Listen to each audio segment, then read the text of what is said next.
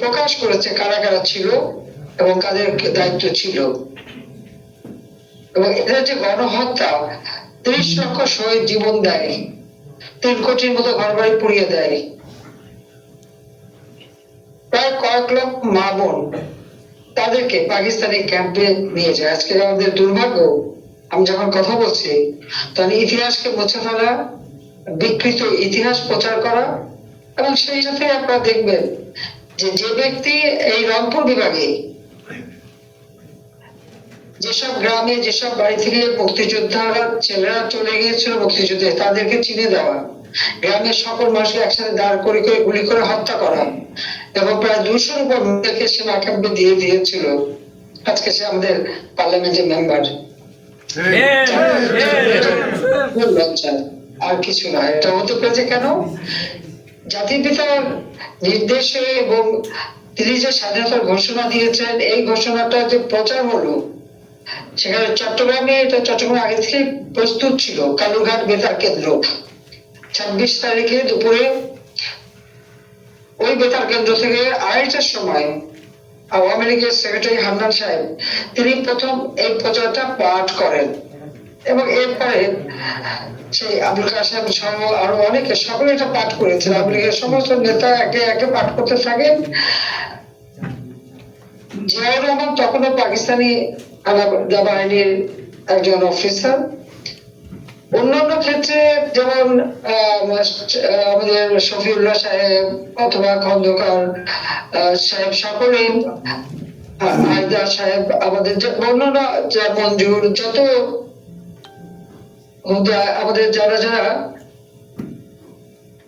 মুক্তিযুদ্ধে মানে বাঙালি অফিসার ছিল, তারা তাদের ট্রুপ নিয়ে, এমনকি মেজর রফিক, তারা কিন্তু বের হয়ে পড়ে।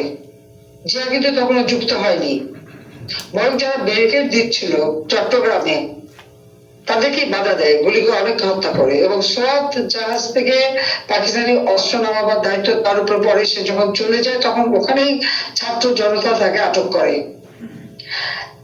তার এই ছাত্র জনতার হাতে আটক ছিল। সেই সময় আমাদের জহুর রহমান চৌধুরী সাহেব, আওয়ামী লীগ নেতা, তিনি বলেন যে একজন মিলিটারি অফিসারকে দিয়ে যদি বঙ্গবন্ধুর এই ঘোষণাপত্রটা পাঠ করানো যায়, তাহলে একটা যুদ্ধ ভাব হবে। তাহলে আগে জিয়াউর রহমানকে নিয়ে আসেন, ধরে নিয়ে আসার পর তাকে সেখানে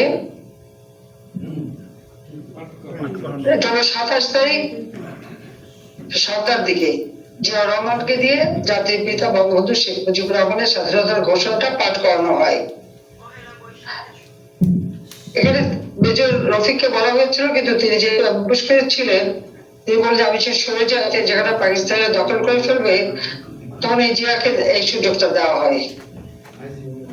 আজকে রেডিও টেলিভিশনে বা এই যে শওকত আলী বা মোহাম্মদের ইঞ্জিনিয়ার নূর হক থেকে শুরু, এরা তো এই ঘোষণাগুলি নিজেরাই পাঠ করে প্রচার করেছে।